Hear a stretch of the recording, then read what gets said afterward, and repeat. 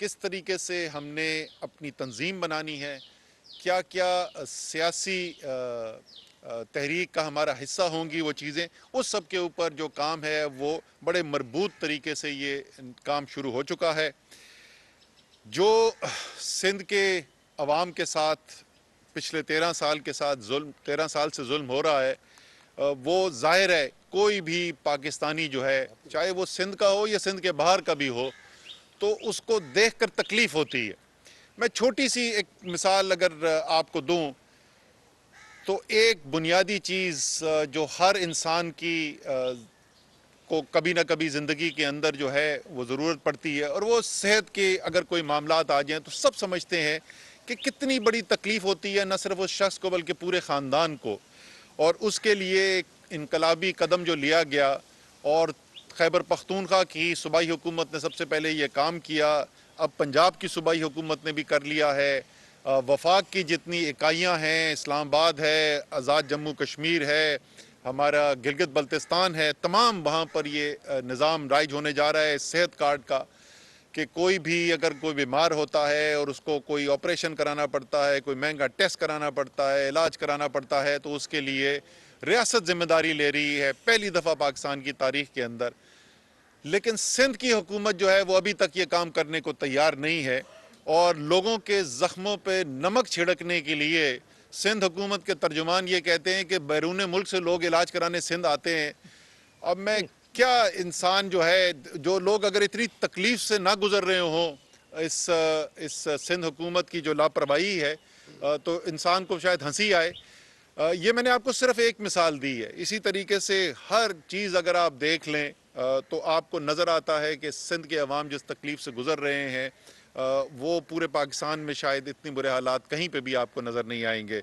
Governance ख़त्म हुई हुई है, और जो जो नौजवानों के साथ इस सूबे के साथ किया है, मेरी उम्र जैसे बंदे जो हैं वो ज़िंदगी गुजार चुके हैं, चले हम तो एक मुश्किल से हमारी एज का बंदा जो है वो गुजर भी जाता है, लेकिन नौजवानों की तो उम्मीद भी इन्होंने ख़त्म कर दी है। उनको पता है कि ये जो निज़ाम हमने बना दिया है, एक पर्ची का निज़ाम लेकर आ गए, ना कोई मेरिट है, आपको नौकरी चाहिए साईं के पास आओ, मैं पर्ची दूंगा तो आपको नौकरी मिलेगी, मेरी पर्ची नहीं होगी तो नौकरी नहीं मिलेगी। अच्छा, वो नौकरी के बाद भी ख़त्म नहीं होता है, उसके बाद वो सारी ज़िंदगी चलता है। तुम्हें ट्रांसफ़र चाहिए, मेरे पास आओ, मेरी पर्ची से ट्रांसफ़र मिलेगा, तुम्हें पोस्टिंग चाहिए, मेरी पर्ची से मिलेगा। पानी, छोटे जो काश्तकार हैं उसको पानी के लिए तरसा दिया है, जो ताकतवर है उसका जोर चल रहा है वहाँ पर, ना पुलिस काम कर रही है, लोगों को डाकू राज के ऊपर छोड़ दिया है। पहले जो है वो मखसूस इलाके होते थे सूबे के, अब तो खैर 13 साल से तो सूबा ही पूरे डाकू चला रहे। ये सूरत हाल को देखते हुए इमरान खान साहब का विजन बड़ा वाज़े है, हर पाकिस्तानी उनकी नज़र में बराबर है, और जिस तरीके से बाकी सारे पाकिस्तान के अंदर कोशिश की जा रही है हालात को बेहतर करने के लिए, अवाम की ज़रूरतों को पूरा करने के लिए, यही उनकी हिदायत हैं कि हर सूरत में सिंध के अंदर भी 2023 में किसी सूरत में भी ये मुमकिन नहीं है कि ये जो डाकू राज सिंध के अंदर चल रहा है इसको मज़ीद चलने दिया जाए। उसके लिए बड़ी ज़बरदस्त हमारी टीम बन गई है जी, कॉम्बिनेशन है उसमें, बहुत ही मेरे ख्याल में तो आइडियल एक कॉम्बिनेशन बना है।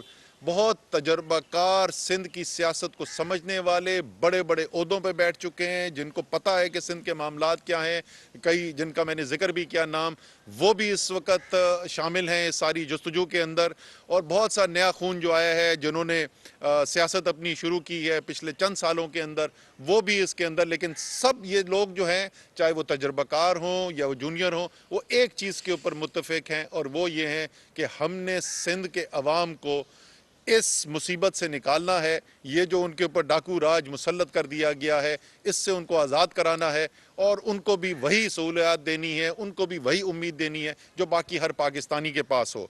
इसके सिलसिले में एक जो बड़ा फ़ैसला किया गया पिछले 1-2 हफ्ते से, आपने सुना भी होगा उसको मीडिया के अंदर, और मैं अली जैदी साहब से रिक्वेस्ट करूँगा कि उसकी तफसील भी आपको बताएं, कि ये जो सिंध के अंदर पहले ही एक काला कानून था, जो 140A है आइन का, उससे मुतसादम सिंध का मुकामी हुकूमत का निज़ाम था, जो हम उसके ख़िलाफ़ पहले ही पटिशन फ़ाइल कर चुके थे। वज़ीर आज़म ख़ुद दस्तखत कुनिंदा हैं उस पटिशन के। मैंने खुद उसको पटिशन के ऊपर साइन किया हुआ है। और लेकिन उन्होंने तरमीम करके तो बिल्कुल ही जो बचा खुचा था वो भी ख़त्म करके रख दिया है। तो उस न सिर्फ ये तरमीम बल्कि वो जो ओरिजिनल कानून है उसके ख़िलाफ़ एक पूरे सूबे के अंदर तहरीक चलने जा रही है। और अली जैदी साहब जो हैं उनसे मैं अब रिक्वेस्ट करता हूं कि ज़रा तफसील बताएं कि किस तरीके से अब सिंध के हर घर तक हमने पहुंचना है। तहरीक इंसाफ ने सिंध के हर घर पे दस्तक देनी है, हर दरवाजे पे दस्तक देनी है और उनको अपने इख्तियार के लिए, अपने आईनी हक के लिए खड़ा होने के लिए दावत देने जा रहे हैं। तो अली ज़रा सा आप तफसील बताइए। शुक्रिया असद जी। अच्छा जी, अस्सलाम वालेकुम। जैसे कि असद उमर साहब ने आपको बताया और खैर बताया कि सारे पाकिस्तान को और ख़ास तौर पे सिंध में रहने वाले लोगों को पता ही है कि यहाँ पे कोई सियासी जमात तो हुकूमत कर नहीं रही। यहाँ तो एक माफिया है जिसका नाम है जरदारी माफिया। वो गॉड फादर बन के बैठा हुआ है। मुंशी को उसने अपने लगा दिया सीएम, चीफ मुंशी, और वो शायद उसके लिए पहले पैसे गिनता था, उसको नवाज दिया, उसको सीएम बना के। हम समझे कि शायद बाहर से पढ़ लिख के आया है तो कुछ शायद कोई सेंस प्रिवेल करेगी। पता चला कि ये वो उससे भी उतना ही ख़राब है या उससे ज़्यादा ख़राब ना हो। क्योंकि अभी मैं पिछले हफ्ते जब गया था, एक पूरा टूर किया हमने नॉर्थ सिंध का, लाड़काना, जैकाबाद, कश्मोर, शिकारपुर, सक्खर।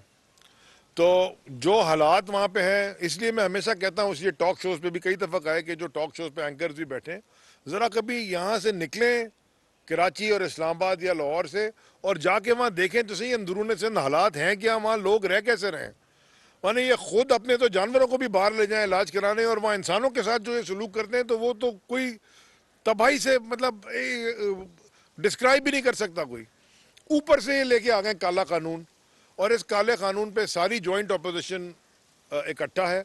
और ये भी मैं बताता चलूँ आपको, दोबारा वो रिपीट करके बताता चलूँ कि जमहूरियत का सबक देने वालों ने आज तक 3.5 साल में सिंध हुकूमत, सिंध असेंबली में ऑपोजिशन का एक मेंबर भी नहीं रखा है किसी कमेटी में। पब्लिक अकाउंट्स कमेटी के तो ऑपोजिशन लीडर के पास होती है, उसको छोड़ो, मेंबर ही किसी एक कमेटी में मेंबर ही नहीं रखा। और हम वहाँ नेशनल असेंबली में हम जमहूरी तो हम हैं, इनके कमेटी के चेयरपर्सन भी, खुद ये बिलावल चेयरमैन है ह्यूमन राइट्स कमेटी का। बल्कि मैं तो शीरी मजारी साहबा से दरख्वास्त भी करूँगा कि इसको आउट वोट करें वहाँ से।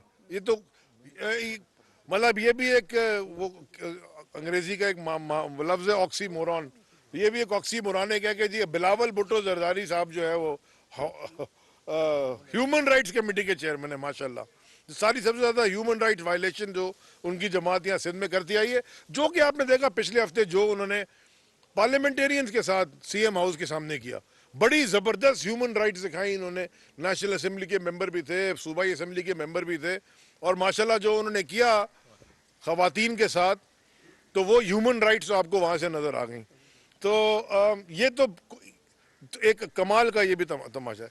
हमने फिर ये डिसाइड किया कि जॉइंट अपोजिशन का एक बड़ा धरना भी, वो आपको पता है फवारा चौक प्रेस क्लब के पास, उसके पास सारी जॉइंट अपोजिशन इकट्ठी है। लेकिन खाली काला कानून नहीं है, और भी सिंध के जितने इशूज़ हैं हम अपने सिंध को उठाना है, सिंध के लोगों को उठाना है और उनको बताना है कि नाउमीद ना हो। है इमरान खान जो इंशाल्लाह 2023 में अगले 1.5 साल बाद इस सूबे में तहरीक इंसाफ की हुकूमत इंशाल्लाह सिंध में बना के दिखाएंगे। तो हमने अनाउंस किया है कि हम गोटकी से, क्योंकि ये ह्यूमन राइट्स कमेटी के चेयरमैन साहब फरमा रहे थे कि मैं कराची से इस्लामाबाद तक जाऊंगा, तो मैंने उनको कहा कि तुम कराची से इस्लामाबाद तक तो जाओ, मैं गोटकी से कराची आ रहा हूँ। तो पूरे फिर हमारे सारे जो लोग हैं सिंध के जितने सीनियर हमारी लीडरशिप है, मुझसे बहुत सीनियर लोग भी हैं, असद उमर ने सबका नाम भी लिया, कुछ बाकी बाय द वे सारे ही मुझे सीनियर हैं, तो उन सबसे मशावरत करने के बाद हमने ये अनाउंस किया है। और इंशाल्लाह आप तो 27 को निकल रहे हैं ना, तो इंशाल्लाह तहरीक इंसाफ, शाह महमूद कुरैशी साहब भी यहाँ होंगे। 26 तारीख को गोटकी से मार्च कर रही है सारे सिंध के ज़िलों से होते हुए, और इंशाल्लाह अगले संडे को वो कराची में आके एक बड़े जलसे में इख्तिताम होगा। और हम फिर हम आपको रास्ते में भी बताएंगे और यहाँ भी आके बताएंगे। जब यहाँ हम पहुँचेंगे फिर हम आपको बताएंगे कि हमारी डिमांड है, बताते रहेंगे, पर हम आपको बताएंगे हम आपसे चाहते क्या हैं। क्योंकि अगर इस तरह हुकूमत चलानी है ना, देखें पाकिस्तान का ये कई दफ़ा असद उमर साहब गवाह हैं, कैबिनेट में भी कई दफ़ा बात हुई है। अगर, और ये सबको इसको पता भी है, क्योंकि ये कराची जो है ये खाली सिंध का नहीं पूरे पाकिस्तान का सबसे इम्पोर्टेंट शहर है। और अगर कराची के हालात ठीक ना हों, कराची एक इंडस्ट्रियल फाइनेंशियल हब है पाकिस्तान का, अगर यहाँ हालात ठीक ना हो तो पाकिस्तान की इकनॉमिक जो रिवाइवल या छोड़े या खाली वो जो डिजर्व करता है पाकिस्तान और पाकिस्तानी इकनॉमिक अपने आप को कहीं पहुँचाने में, वो एक पाइप ड्रीम है, वो पहुँच ही नहीं सकते। और कराची को ठीक करने के लिए जो कराची के ऊपर डाकू काबिज हैं उनको फारिग करना पड़ेगा, और वो है आसिफ जरदारी और उसकी हुकूमत है जनाब पीपल्स पार्टी की। तो इंशाल्लाह हम गोटकी से लेके कराची तक सारे रास्ते में सबको बताते आएंगे और हम पूरी तंजीम मुनज़्ज़म करके और हम आपको बताएंगे कि ये हमने कैसे क्या करना है, कैसे करना है। और 2023 में इंशाल्लाह हुकूमत सिंध में तहरीक इंसाफ की होगी। अच्छा, मैं एक सेकंड आपके शुरू करने से पहले आखिर में मैं चाहूँगा, चेयरमैन इमरान खान ने पिछले ही चंद दिन पहले पाकिस्तान की तहरीक इंसाफ के मरकज़ी सीनियर नायब सदर के तौर पे अमीर बख्श भुट्टो साहब को नॉमिनेट किया है। तो मैं चाहूँगा कि अमीर बख्श भुट्टो साहब जो हैं, भाई वो कहते सही हैं, भुट्टो यकीनन जिंदा है, लेकिन शायद सिंध के बाहर वालों को ये नहीं पता कि असली भुट्टो जो है वो तहरीक इंसाफ में। बिस्मिल्लाहिर्रहमानिर्रहीम। बहुत शुक्रिया साईं, आपकी इजाज़त से मैं दो लफ्ज़ सिंधी में अगर कह दूँ तो इजाज़त होगी। साईं मुझा हे ज़रदारी माफ़िया जा सिंध में आख़िरी ॾींहं आहिनि। इंशाअल्लाह अवाम जे ताक़त सां ऐं सभ खां अॻु में परवरदिगार जे